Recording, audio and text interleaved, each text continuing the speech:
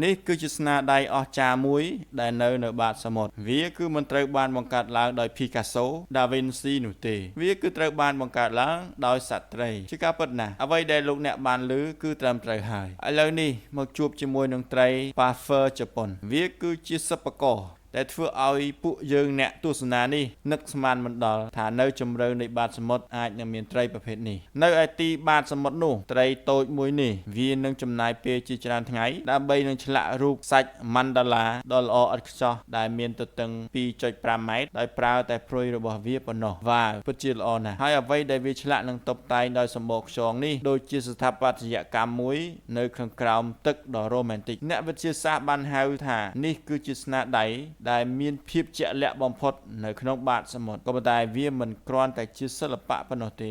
វាគឺជាសញ្ញានៃការណាត់ជួបរវាងត្រីញីនិងត្រីឈ្មោលគឺជាអ្នកសាងសង់នៅស្នាដៃនេះដើម្បីធ្វើឲ្យត្រីញីគេចាប់អារម្មណ៍ប្រ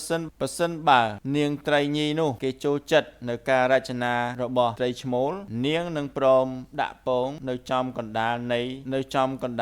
នៃចម្លាក់នោះដូច្នោះហើយបន្ទាប់មកត្រីញីនោះក៏ហែចេញទៅនេះគឺជាសម្បុករបស់ត្រីចំណែកឯប្រត្រីឈ្មោលនេះវានឹងកែលម្អខ្សាច់នេះអស់រយៈពេលជាច្រើនថ្ងៃតទៅទៀត